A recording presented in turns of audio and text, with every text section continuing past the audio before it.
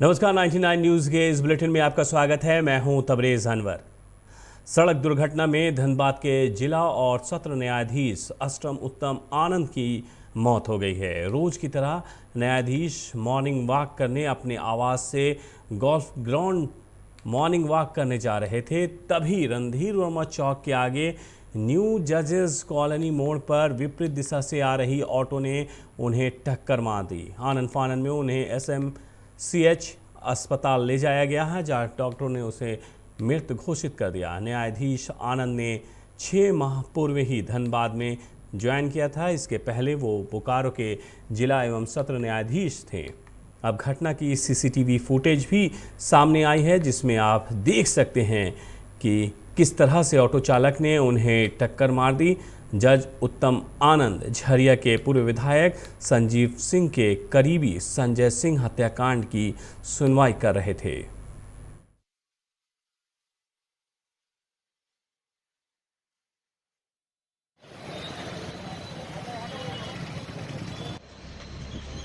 राजू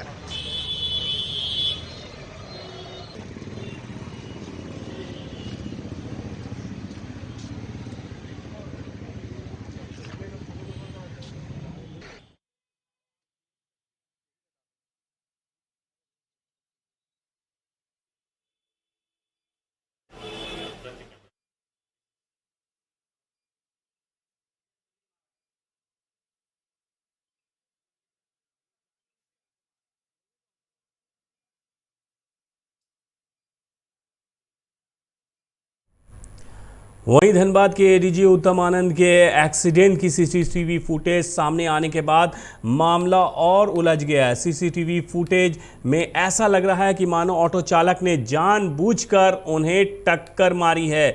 अगर PCR से मैं कहूँगा कि इन तस्वीरों को एक बार फिर से दिखाएं और आप खुद देखें। अगर मुमकिन हो तो इन तस्वीरों को एक बार फिर से दिखाएं और आप खुद देख सकते हैं। ये आप देख सकते हैं कि किस तरह से मॉर्निंग वॉक के लिए जा रहे हैं और ये ऑटो ने कैसे टर्न लिया और जानबूझकर धक्का मारा है। आप इन्हें देख सकते हैं कि जिसके बाद उन्हें SSP संजीव कुमार ने घटनास्थल पहुंचकर मुआयना भी लिया। हालांकि उन्होंने कैमरे के सामने कोई बयान नहीं दिया है, पर कहा है कि जल्द ही मामले का खुलासा करेंगे। रणधीर वर्मा चौक से लेकर गोविंदपुर के रास्ते में लगे सभी CCTV फुटेज की जांच की जा रही है। बहुत जल्द ही आरोपी पुलिस के शिकंजे में होगा, ये उनका कहना है।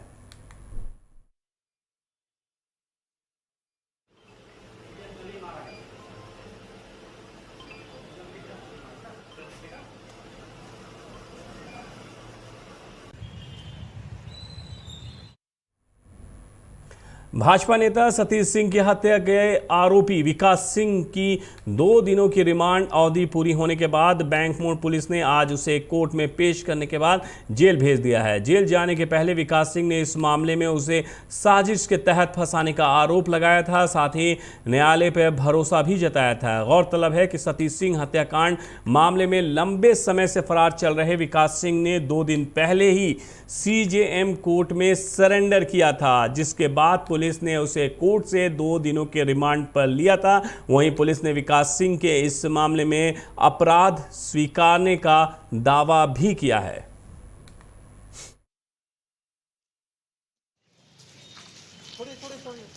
षड्यंत्र का शिकार हुआ हूँ। न्यायालय पर भरोसा है। न्यायालय में भरोसा है। विरोधी लोग साजिश करके फंसाया गया है विरोधियों द्वारा। धनबाद नगर निगम के वार्ड नंबर 43 के पूर्व पार्षद आयशा खातून के द्वारा कब्जा की गई सरकारी जमीन मुक्त करा ली गई है। बुधवार को भारी पुलिस बल की उपस्थिति में झरिया के बनियाहीर स्थित सरकारी रास्ते को अतिक्रमण मुक्त किया गया है। इस दौरान एक दुकान को भी ध्वस्त कर दिया गया है। इस कार्रवाई के बाद अतिक्रमणकारियों में हड़कंप सी मच गई है। प्रशासन ने फिर अतिक्रमण करने पर कड़ी कार्रवाई की चेतावनी भी दी।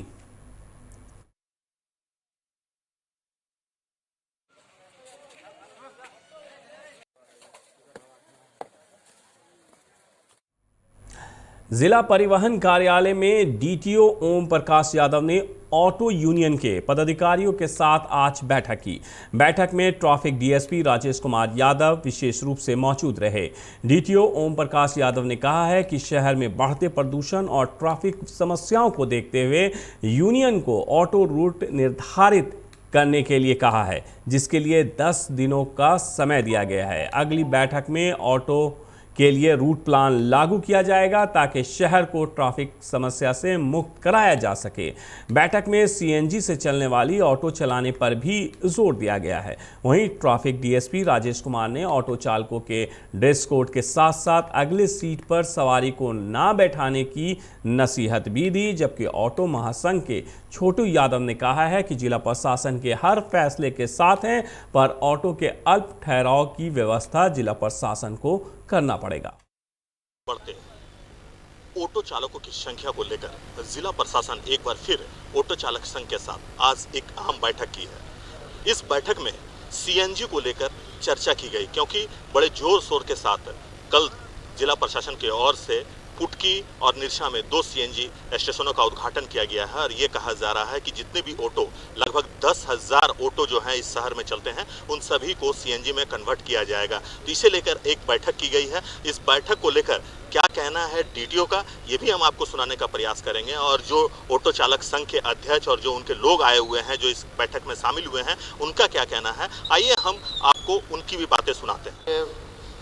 निजात पाने के लिए कन्वर्ट किया जा रहा है, पूरे शहर में छोड़ा जा रहा है रूट को। सिंदरी से झरिया और राजगंज से बरवाडा जो आता है वो गोविंदपुर बरवाडा तक रहेगा, बरवाडा से गाड़ी चलेगी स्टेशन तक रहेगा। और रह गया सीएनजी में कन्वर्ट करने का, तो आज के 3 महीने पहले भी हुआ था ये बातचीत कि सीएनजी में हम लोग कन्वर्ट करेंगे, तो उसका प्रचार भी हम लोग कर रहे हैं। जो भी नया गाड़ी लेना है वो डीजल गाड़ी नहीं लें, सीएनजी वाले गाड़ी लें, लेकिन उसका सुविधा अभी तक के नहीं है। शहर में जब तक के हर जगह पेट्रोल पंप नहीं होगा सीएनजी के, तब तक नामुमकिन है ये सक्सेस होना। लेकिन 2 जगह तो ओपनिंग कर दिया। हाँ, 2 जगह हाँ हो रहा है। जब तक होगा, इधर कोरोना काल में गाड़ी वालों को भी बहुत दिक्कत है, वो भी तो पैसा लाएगा तभी तो सीएनजी की गाड़ी खरीद सकता है। अगर इंजीनियर कोई आ जाता है कि इसको कन्वर्ट कर देता है सीएनजी में, तो बहुत अच्छा है। अभी डीटीओ साहब से बात हुआ है कि दिल्ली से आ रहा है इंजीनियर, अगर कन्वर्ट करता है बहुत अच्छा बात है। कितने दिनों का समय दिया गया आप लोगों को? हम लोगों को समय तो अभी उस समय 6 महीना का मांगे थे, अभी फिर कोरोना काल आ गया तो 6 महीना साल भर समय तो लगेगा ही। धीरे धीरे अभी जो गाड़ी लेगा वो सीएनजी गाड़ी लेगा, डीजल गाड़ी ऑटो नहीं लगा कोई, वो हम लोग सबको मना कर चुके हैं। तो क्या वो अगर डीजल गाड़ी लेते हैं तो क्या वो रजिस्ट्रेशन होगा यहाँ पे? नहीं, वो उसका परमिट ही कैंसिल हो रहा है। झारखंड सरकार उसका परमिट कैंसिल कर दे रहा है, उसका परमिट नहीं मिलेगा। तो आप लोग भी अब चाहते हैं कि सीएनजी में भी कन्वर्ट? हाँ, डीजल बहुत महंगा हो गया है, सीएनजी सस्ता है। हाँ, गाड़ी भी ये है। उनके प्रतिनिधि आज यहाँ बैठक में शामिल हुए हैं, जिसमें बेसिकली सबसे पहला जो बिंदु था वो था सीएनजी। आप जान रहे हैं कि धनबाद ज़िले में हमारा 2 पंप इस्टेब्लिश हो चुके हैं सीएनजी के, और अगले 2-3 महीने में और काफ़ी संख्या में यहाँ पंप इस्टेब्लिश हो जाएंगे। तो सारे ऑटो यूनियन से हमने अनुरोध किया है कि आपके लिए भी फाइनेंशियली बेनिफिटेड है, और धनबाद के वातावरण को शुद्ध करने के लिए भी इस दिशा में हम सभी को मिलकर आगे बढ़ना है। तो उसी दिशा में हम लोग डिस्कस किए कि आखिर सीएनजी में कैसे कन्वर्जन होगा, नई गाड़ियां जो आएंगी उसको कैसे परमिट किस रूप में अलाउ होगा, ये सारी चीज़ें ओवरऑल मतलब बेसिकली यही एम्फेसिस दिया गया कि जो पुरानी गाड़ियाँ हैं पेट्रोल डीजल की, उसको हम कैसे सीएनजी में जितना जल्दी हो कन्वर्ट करें। सभी लोग ऑटो यूनियन के लोग इसमें सहमत हैं, वो भी चाहते हैं कि धनबाद स्वच्छ रहे।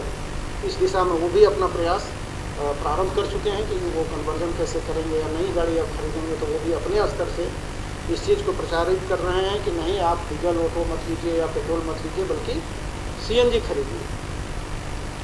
इसके अलावा जो सबसे मूल समस्या है वो है ट्रैफिक जो मिसमैनेज्ड है, उसको हम लोग कैसे सही तरीके से लाएं, क्योंकि धनबाद ज़िले में इतनी सारी गाड़ियाँ शहर में घुस जाती हैं और ट्रैफिक कंजक्शन हो जाता है। तो इस दिशा में हम आज डिस्कस किए कि रूट का निर्धारण के लिए कि किस रूट की गाड़ियाँ कहाँ आके रुकेंगी, उनका स्टॉपेज क्या होगा, कितने देर का स्टॉपेज होगा, कितनी गाड़ियाँ बाहर से जो आती हैं शहर में वो कितनी संख्या में आएंगी, कहाँ तक आएंगी, इस संबंध में हम लोगों ने डिस्कस किया और एक कंक्लूजन ड्रॉ किए हैं और उसके हिसाब से हर एक रूट की में कितनी वाहनें आएंगी, कितने ऑटो आएंगे, उससे संबंधित डाटा की मांग यूनियन वालों से की गई है। ये 10 दिनों का इन्होंने समय लिया है कि 10 दिन के अंदर ये सारा डाटा जिला परिवहन कार्यालय में जमा करेंगे। उसके बाद संख्या के हिसाब से हम लोग देखेंगे, डिस्कस करेंगे कि कितनी गाड़ियों को हम अलाउ करेंगे और कहाँ पर उनको रुकने के लिए जगह का निर्धारण, कितनी गाड़ियाँ हैं उसके हिसाब से। तो जाम से कैसे मुक्ति दिलाई जाए, इस संबंध में कई प्रस्ताव भी रखे गए और साथ ही एक कोड सिस्टम प्रणाली जो है उसे लागू किया जाएगा आने वाले दिनों में। इसमें हर रूट के लिए अलग अलग कोड होगा और हर रूट के लिए एक निर्धारित जगह होगा जहां तक ही वो ऑटो चलेंगे। शहर में अनावश्यक रूप से जो ऑटो का दबाव बढ़ता गया है उसे कम किया जाएगा। इस तरह के सारे निर्देश आज इन लोगों को दिए गए हैं। प्रेस कोड से संबंधित भी बातें बताई गई हैं, साथ ही आगे बैठने के लिए भी मनाही की गई है और जो लाउड स्पीकर का यूज करते हैं उनको भी मनाही की गई है। तो आपने सुना क्या कहना है धनबाद के डीटीओ और ऑटो चालक संघ के अध्यक्ष का। उनका साफ तौर पे कहना है कि सीएनजी को लेकर जिस तरह से सरकार ने पहल किया है, जिला प्रशासन ने पहल किया है, वो काबिले तारीफ है, लेकिन इतनी बड़ी तादाद में सीएनजी में कन्वर्ट करना अभी नामुमकिन है, क्योंकि अभी 2 ही स्टेशन खुले हैं और अगर पूरे शहर में जब तक सीएनजी के स्टेशन नहीं खुल जाते हैं तब तक इन ऑटो को सीएनजी में कन्वर्ट करना एक टेढ़ी खीर साबित होगी।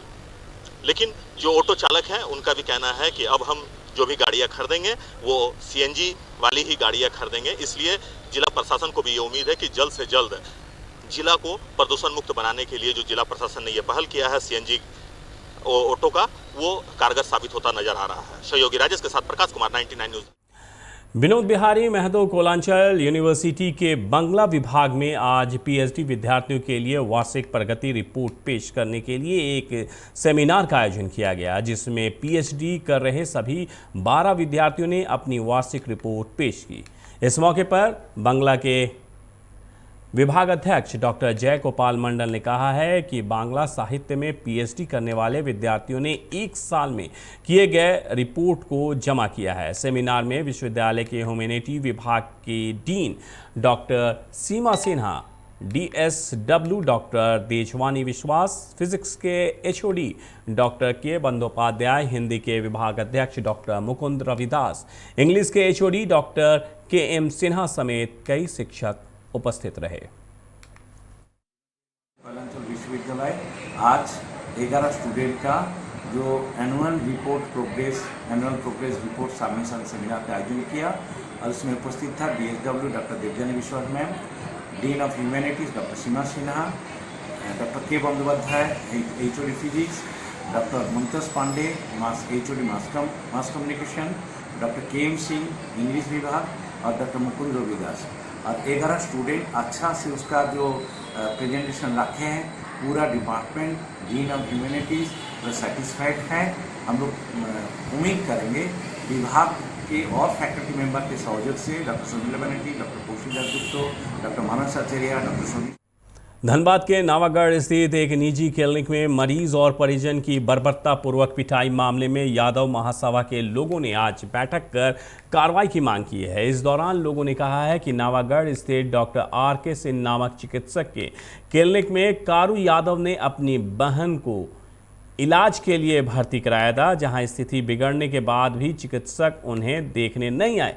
मरीज के परिजनों ने जब चिकित्सकों से इलाज शुरू करने के लिए कहा तो उन्होंने क्लिनिक के गेट को बंद कर मरीज और उनके परिवार के लोगों को बुरी तरह से मारा पीटा। पर निश्चित हॉस्पिटल में कारू यादव के परिवार के साथ वहाँ के डॉक्टर का स्टाफ मारपीट किया है और पूरी तरह से जो आदमी हॉस्पिटल में वहाँ रोगी को लेकर के था और रोगी को भी बुरी तरह से मारपीट किया है डॉक्टर का स्टाफ। ये है। और कारू यादव के क्या है? कारू यादव भी दोषी है। कारू यादव भी दोषी है। कारू यादव, हमारा ये कहना है कि चाहे कारू यादव का दोषी हो या हॉस्पिटल के स्टाफ का दोषी हो, उचित जांच किया जाए और जो आदमी दोषी है उस पर कार्रवाई किया जाए। उनका जो नर्स था, कंपाउंडर था कि भाई हम लोग डॉक्टर साहब को कॉल नहीं कर सकते हैं, कॉल करने पर वो बिगड़ते हैं। इसलिए खुद इन्होंने डॉक्टर साहब के पास गए और बोले कि भाई आप हॉस्पिटल चला रहे हैं, मेरी बहन इतना सीरियस है, आप इनका कोई उपचार नहीं कर रहे हैं, इसका क्या रीजन? तो इसी में थोड़ा सा बकझक हुई दोनों के बीच में। उनके बाद जो है पूरे हॉस्पिटल प्रबंधक फोन करके गुंडा को बुला के इनके पूरे परिवार के साथ में बड़ा बेरहमी से मारा गया। चाहते हैं कि इसकी निष्पक्ष जांच हो, आगे किसी तरह का कोई अप्रिय घटना। बागमारा के कतरास थाना के दुर्गा टॉकीज के नज़दीक कोल कारोबारी हराधन मोदक के घर पर बमबाजी की घटना में एक नई बात सामने आई है, जो ये साबित कर रहा है कि कोयलांचल में अब भी अमन सिंह गैंग की सक्रियता कायम है। कल हुए बमबाजी की इस घटना की जिम्मेदारी खुद को अमन सिंह का भाई बताने वाला छोटू सिंह ने ली है। छोटू सिंह ने आज व्हाट्सएप कॉल कर पीड़ित कोल व्यवसायी हराधन मोदक को धमकी देते हुए कहा है कि मेरे मैसेज और कॉल का जवाब नहीं देते हो, इसलिए इसका जवाब बमबाजी कर दिया गया है। साथ ही बेटे और भगनी को भी मारने की धमकी दी है। बमबाजी की खबर पाकर पूर्व मंत्री जलेश्वर महतो हराधन मोदक के घर पहुंचे थे। जलेश्वर महतो ने इलाके में इस तरह की घटनाओं को राज्य स्तरीय समस्या बताते हुए धनबाद पुलिस कप्तान से जल्द ही कार्रवाई करने का आग्रह किया है। जो बता दिया, आप नंबर भी दिए हम थाना प्रभारी सर को भी दिए और प्रेस को भी हम दिए नंबर। बोल रहे थे कि कल रात को तुमको दूसरा नंबर में मैसेज किए थे, तुम उसका जवाब नहीं दिया, उसका जवाब में तुमको मिल गया जवाब। तो हम बोले कि हम तो उसको फिर हम भी उनको जवाब दिए, अपना सटीक जानकारी उसको दिए। तो बोला फिर दोबारा कि उबामा का तुम्हारा घर में ना चला के तेरा बच्चा और तेरा भगना पर चलाते तो अच्छा रहता। तो हमने भी उसको तो चुनौती दी, ललकारा उसको। छोटू सिंह हमको जानकारी नहीं छोटू सिंह है कौन, लेकिन उसका नंबर से फ़ोन आया था व्हाट्सएप कॉल में। और मेरे ही सामने जो फ़ोन आया कोई छोटू सिंह का, वो कहा जा रहा है कि अमन सिंह का भाई है। अब ये तो हम नहीं जानते हैं कौन है, लेकिन अगर उसका भाई है तब तो मामला और टेढ़ा। इसलिए एसएसपी महोदय को इस पर विशेष ध्यान देना चाहिए और ये राज्य का एक ज्वलंत मुद्दा हो गया है, सिर्फ बागमारा का नहीं रह गया, ये पूरे राज्य का। जहाँ तहाँ से ये खबर आ रहा है। हम लोग बागमारा में तो बागमारा का आ रहा है, लेकिन हम थोड़ा बागमारा से बाहर भी रहते हैं तो बागमारा के बाहर के लोगों का भी जो आ रहा है रिपोर्ट, बहुत लोग रिपोर्ट नहीं करते हैं, बहुत लोग रिपोर्ट करते हैं। लेकिन ओवरऑल में ये मामला राज्य के लिए गंभीर हो चुका है, सिर्फ कतरास में, राज्य के लिए। धनबाद में तो है ही सक्षम पदाधिकारी हैं, ये तो होनहार पदाधिकारी हैं, उनसे उम्मीद करेंगे कि ये छोटा केस नहीं है, ये थाना लेवल का मामला नहीं है, ये मामला बहुत बड़ा लेवल में आगे खड़ा हो गया है। तो इस पर राज्य सरकार से अविलंब बात करके।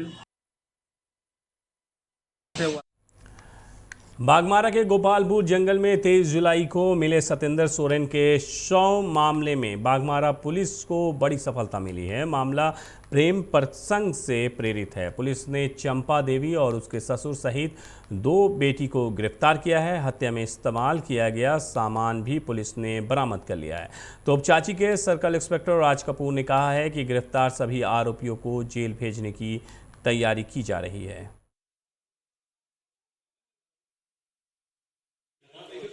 दिनांक 23 को गोपालपुर बागमारा थाना क्षेत्र के गोपालपुर गांव के पास के जंगल में एक लाश फांसी में लटका हुआ मिला था। उसके मृतक सत्येंद्र के मां के बयान पर केस दर्ज हुआ था।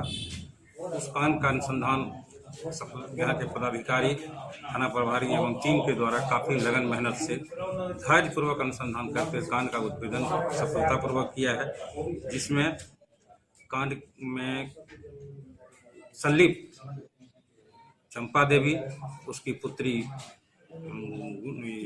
किरण एवं रेशमा और ससुर मंडल को गिरफ्तार किया गया है।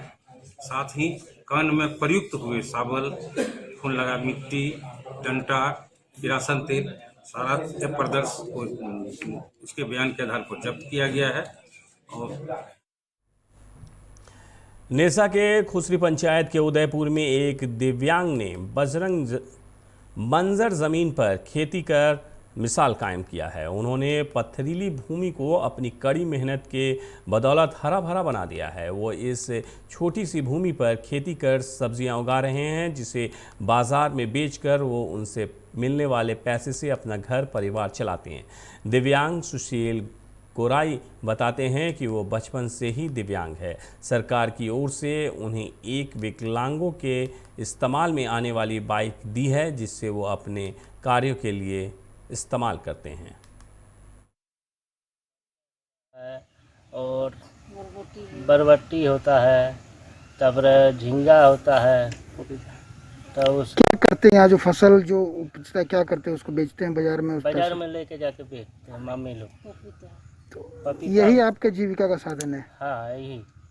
सरकार भी कुआं भी दिया है सिंचाई के लिए, और पंप भी अप्लाई किए हैं, अभी तक आया नहीं, आएगा। तो क्या इस जमीन को लेके कोई विवाद हो रहा है? क्या हो रहा है? क्या आपके साथ? बोल रहा है कि सब्जी उब्जी मत करो, आप घर लेके रहो। गाँव वाला विरोध यही है, माने हम लोग करके खाते हैं ना, उसका नज़र ज़्यादा चढ़ रहा है। सरकारी ज़मीन है जो हम माटी उटी भरित किया है, इसको मनामत किया है, इसी से हम सब्जी उब्जी उपजा रहा है, और गांव वाला अत्याचार कर रहा है जो तुम यहाँ से हटाइए। तो सरकार का ज़मीन है, सरकार जब चाहेगा वो ले सकता है। चिरकुंडा के तालडंगा स्थित नेहरू रोड के नज़दीक पुलिस ने एंटी क्राइम वाहन जांच अभियान चलाया।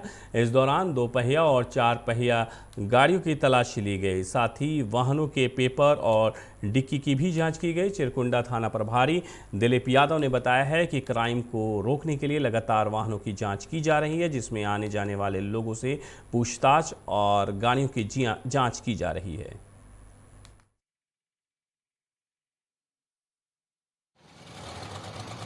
क्राइम को कंट्रोल करने के उद्देश्य से ही सघन वाहनों की जांच की जा रही है, ताकि क्रिमिनल की आवाजाही को रोका जा सके और उस पर निगरानी रखा जा सके, ताकि कहीं पर क्राइम होने से बचा जाए।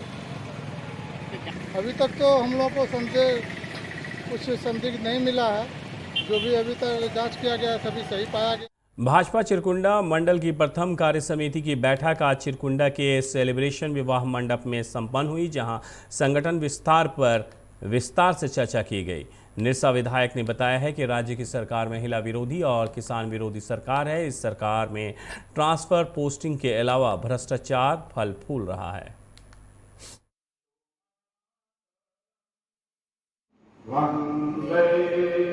हम लोग बूथ स्तर तक संगठन को आगे ले जाएंगे, और केंद्र में जो हमारे माननीय प्रधानमंत्री जी मोदी जी जो योजना पूरा अंतिम व्यक्ति तक दे रहे हैं कोरोना काल में भी, जैसे कि राशन अभी नवंबर तक फ्री दे रहे हैं, कोविड के समय में किस तरह से जनता में टीका का मतलब दे रहे हैं, और बहुत सारा योजना का उस पर भी चर्चा हुआ।